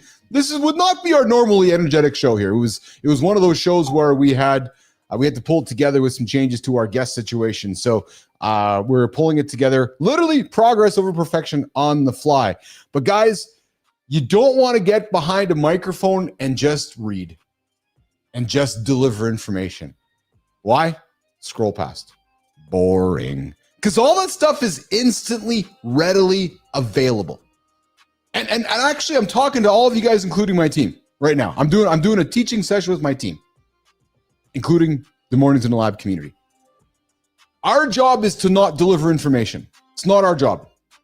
Our job is to entertain and inform with that information. There's a difference, a big difference, right? Our job is to give our audience, and our audience's job is to lean in to the information and the entertainment that we are giving them so that they come back. So guys, rule number 1, lead with energy, because the information is readily available on Grok, on ChatGPT, Perplexity. It's readily available, instantly available, because most men, in my experience, as we're building our communities and creating, make the mistake of trying to inform before entertaining or inform before engaging. Boring. True story. Nobody leans into a spreadsheet, you guys. Nobody leans into a wall of words. No, they lean into a spark. There's a reason for the hat. There's a reason for the glasses. There's a reason for this. You got to bring energy first, guys. You got to bring the tone. You got to bring the body language. You got to bring the voice. You got to capture the attention. You've heard Jon Andersen do his hooks when he drops his content. It's always something along the lines of, you don't know what you don't know if you haven't gotten there yet. So right off the bat, he gets you. You got to capture the attention emotionally, then deliver the information. If you're sitting back there going, hi, my name is Keith Bilous, and I got some information for you. Gone. Capture it instantly, immediately. Number 2, own the moment. Guys, live beats static. Video beats imagery. Pictures beat text. Static posts are wallpaper, guys. It's a true story, man. Live conversations, they're the windows. People want your presence. They want to see you thinking. They want to see you reacting. They want to see you engaging in real time. That's why, shows like ours, live media, overtakes social feeds, because attention flows where conversation feels alive. There's a reason you guys keep coming back every single day, because you crave the conversation. You crave the community. You crave the moment. You crave the unpredictability. And then number 3, guys, say something unforgettable. Have an opinion. And it's okay if your opinion changes. What? Yeah, true story. Your opinion can change. You might say something one day and then a few weeks later it changes, but the point is you have an opinion. People want your opinion. Back to what Michael Hurd says, they want to know where you stand. So part of your journey as a creator in today's attention economy is to put an opinion on the table. Put it out there. Even if you might not agree with it. What? Is he saying lie? Is he saying be untruthful about your opinion? No, I'm saying get somebody's attention. It's just an opinion.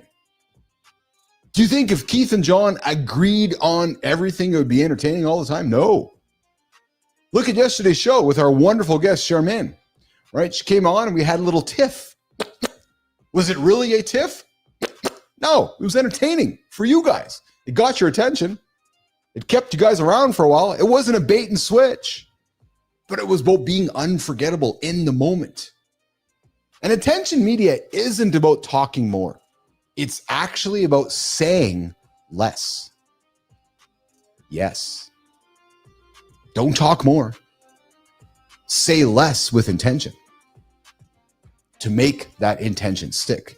One bold idea, one sharp line, one take that makes someone scrolling and start thinking to themselves, I want a piece of that. I want to lean into that. I want to hear that. I want more of that. I want to subscribe to that. I want to buy that.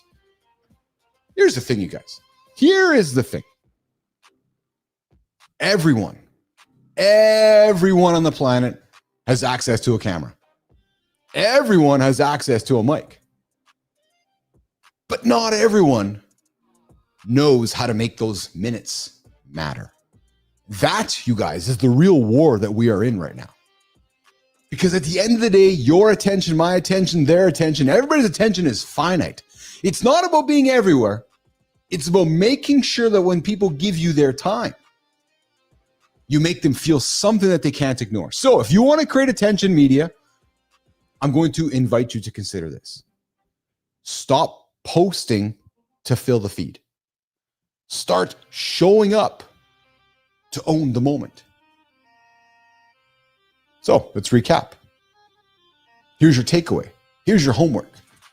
3 steps to create attention media. Lead with energy. Drop the facts. Open with the fire. Use the F word. Yeah, not the one you're thinking. Fire, not facts. People lean into your energy before they lean into the information. So if you get that energy out there, they're going to give you an extra few seconds to get to your facts. That's a true story. You really want to know how to get that attention? Go live. Because you're going to be the 1% for the 99% to listen to. Think about that for a second. Do you want to be the 99%? Or do you want to be the 1% that everybody listens to? Do you want to be in the audience or do you want to be on stage? Because these live conversations that we have, that you have, are the windows into you, the windows into the community you're building, and windows into the conversations that are happening. Real-time media grabs attention because it feels alive. That's why you guys are all here today. It's the same reason the big networks keep throwing billions and billions of dollars into live sports and live programming. It brings people today. It creates cultural moments. It creates places of conversation.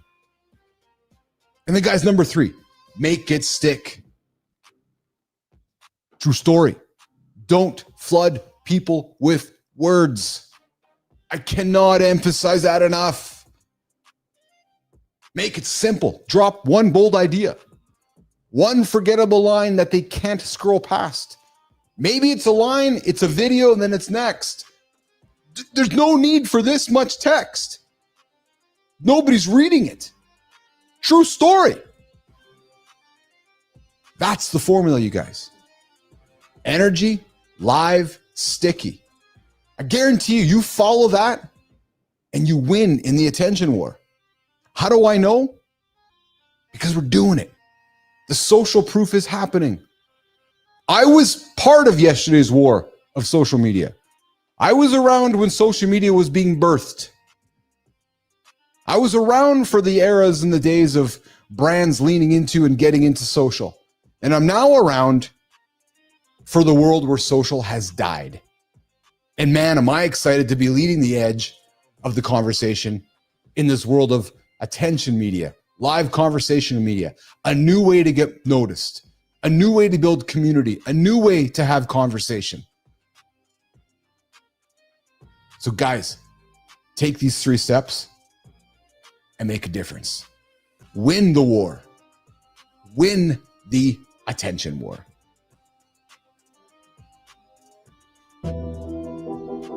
All right. Jimmy, I think we're going to go to the community corner.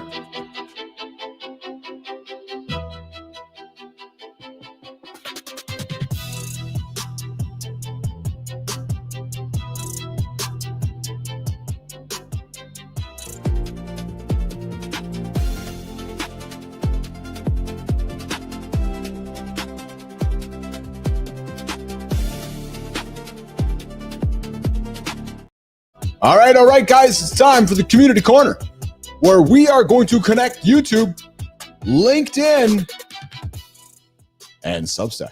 On Mornings in the Lab, coming up today, why life after 30 isn't a race, how stillness can solve more than action, and why your health is your best investment. Guys, let's get into it right now. All right, YouTube story number 1, life after 30, stop comparing and start living. Real Men, Real Style breaks down the truth about life after 30. Social media says that you're behind, but you're not. Can we just stop calling it social media? It's media. There's nothing fucking social about it. There's actually nothing social. Nothing. It's just, there's nothing social about it. It's called media. Media says you're behind, but you're not. Energy changes, friendships matter more, and purpose beats. You see, if we keep calling it social media, we pretend that it's social, but it's actually I got to get my head wrapped around this. There's nothing social about it. Yeah, confidence comes from action, not potential. Life has no predefined schedule. Make your own and ask yourself this. Are you living by comparison or are you building something that lasts? Ask yourself. Go check out the Real Men, Real Style over on YouTube. True story. All right, Kindness Rising, Matt's back. Heather's birthday today. Had to give her a little love from Matt Roof. Kindness Rising. All right, guys, let's make our way over to Substack. Dr. Kelly Flanagan says we rush to fix problems that don't always need fixing. What the hell? Yeah. He reflects on how a bad mattress on vacation became a spiral of frustration when the real lesson was to sit with it. Sometimes the smart move is to pause, not push. So, do you act too fast, or can you let stillness give you clarity? And then, guys, let's move on over to LinkedIn here. Your health is your retirement account. Yep, true story on that one too. Dr. Ali Amiri compares health to money. If you don't make deposits now, like walking after meals or managing stress, you're going to pay later with pills and hospital bills. And healthcare eats 15% of retirement income, and that's money that could go to travel or family. So, guys, invest in your health today and compound the returns. What's one habit you could start right now to invest in your future? All right, guys, that's it. That's our community corner here. If you want your store featured, I invite you to tag us in your next post on Substack, LinkedIn, or YouTube, and we will happily show it on the show here. All right, Jimmy, let's get over to the Creator Spotlight, pal.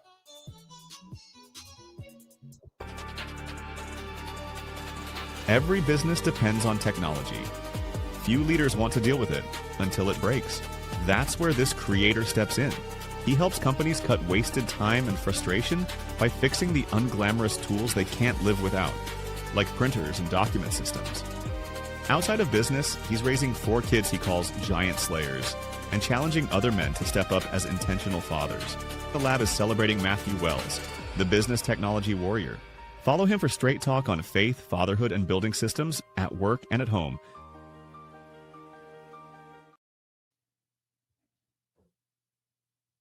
Sorry, guys, I lost my stuff here.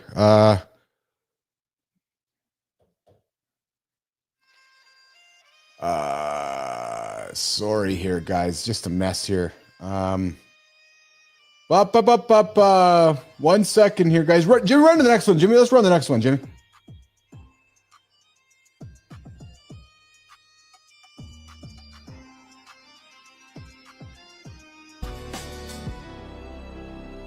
What does it really mean to be a man today? For some, the answers feel trapped between empty labels and extremes. But there's a new conversation happening that makes space for men to thrive in their relationships and with themselves. From counseling middle schoolers to training clients in the gym to coaching leaders in fitness, the guy we're spotlighting is reshaping the narrative around masculinity. Meet Damon Mitchell, creator of As You Are on Substack, and a coach who believes the most important relationship you'll ever build is the one with yourself.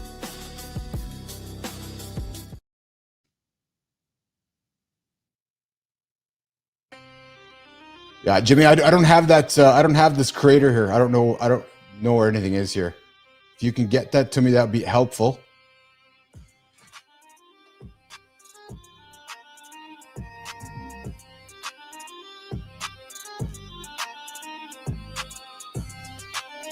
Sorry, guys. I know it's a lot of quiet happening here. We are a little disorganized here. Progress over perfection. True story. I actually don't have it. Nope, not at all here. All right, so no, I can't read it. It's not formatted or nothing. So, okay, well, listen, let's keep the show rocking and rolling here, guys. Listen, you guys want to join the show here? 431-300-3005. That's it. 431-300-3005 can join the live conversation. Right here on the Mornings in the Lab Live Network.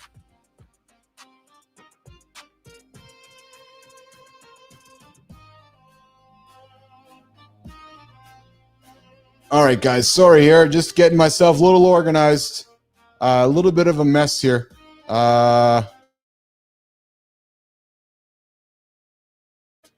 Let's get to Jimmy. Let's get to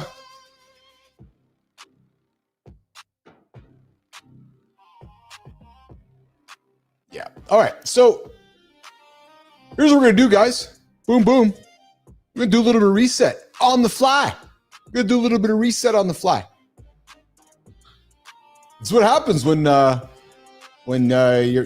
building the airplane as you fly here. Okay, so here's what I think we're gonna do, Jimmy and Melissa. We're gonna work towards wrapping this baby up here because I'm not feeling very organized, and my goal here is to provide value. If I'm not providing value, then we're just wasting people's time. True story. Oh yeah. Yeah, Jimmy, let's do that. Let's take no, here's what we're gonna do. We're gonna bring in Drew. I see Drew's phone is here. Looks like we got Lady Drew on the line here. What's going on, Lady Drew? Say, y'all get off your booties and call in. We all enjoy listening to each other, seeing each other's statements. So, get in with positivity. Lady Drew, Mornings in the Lab. Actually, Drew, you're Drew's coming to my rescue this morning. Drew's like, I'm hearing Bilous fumble around there. I'm going to make a phone call and save Bilous' back. Thanks, Drew. Hey, what are friends for, honey? We got to all support each other and help each other. And when we have a faux pas, you know what? No big deal. We'll just work together, get through it, and have a wonderful time. And I love you all. You're all in my prayers. Blessed be each and every one of you. And always enjoy life. I love it. Hey, Drew, curious, did you get nailed by Hurricane Aaron?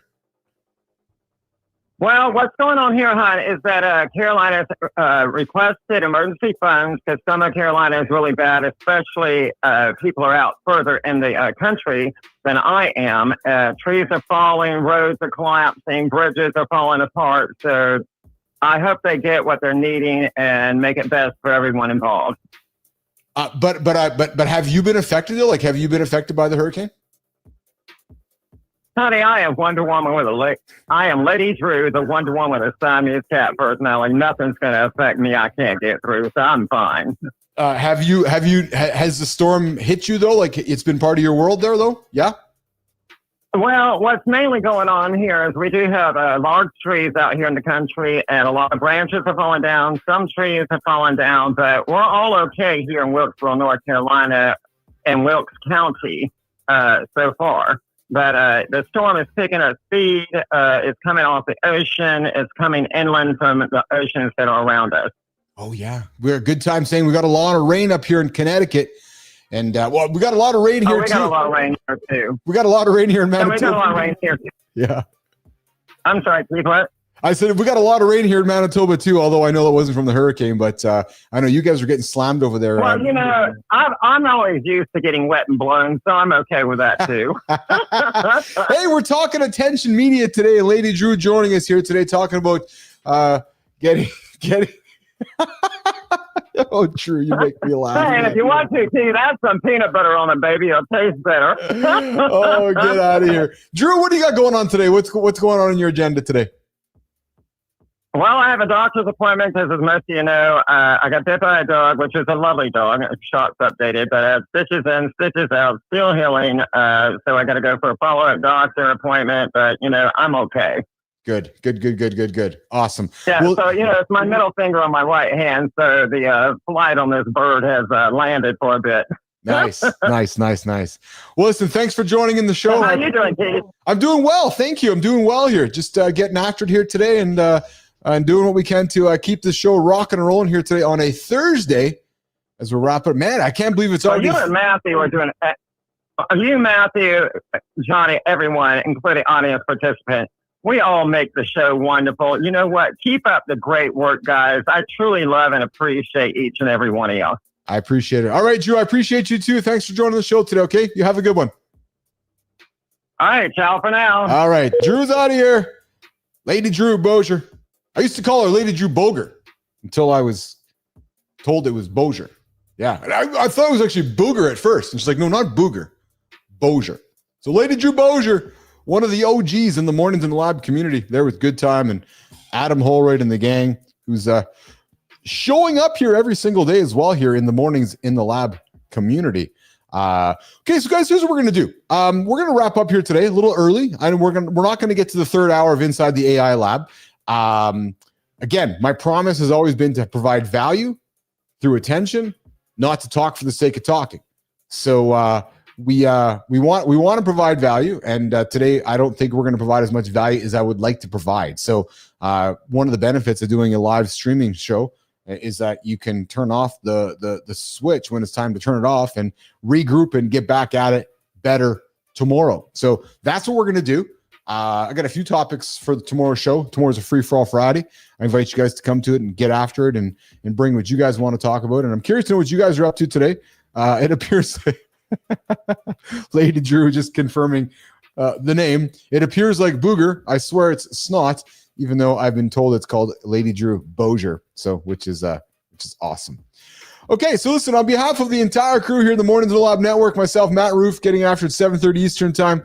And yes, Good Time. I'm going to check that alarm, brother. I appreciate that. I'm actually going to go do that after the show here. I'm going to go and turn that alarm on and see if it goes on. And then I will know whether it's actually still there or whether I need to call the pump service to pump the tank. But listen, on behalf of the whole crew here, we're going to get out. We're back at it tomorrow right here on the big network, the Mornings in the Lab live network, 7:30 Eastern time. Matty Roof is kicking off the show here. And then we'll be back at it at 8 o'clock. With myself, Jon Andersen, C. Marty Fit. I think Matty's going to join us for tomorrow as well. And for all you guys want to join, I invite you guys to join the show as well. Listen, this conversation does not end right now. It continues in the Mornings in the Lab community. You can join the community by going to the YouTube channel and clicking join. Yeah, simple as that. So I invite you. I want to see you. I love to see your contributions in the Mornings in the Lab community right here on the Mornings in the Lab channel as part of the Mornings in the Lab live network. Myself, Matt Roof, Jon Andersen, and the gang. Have a good one, guys.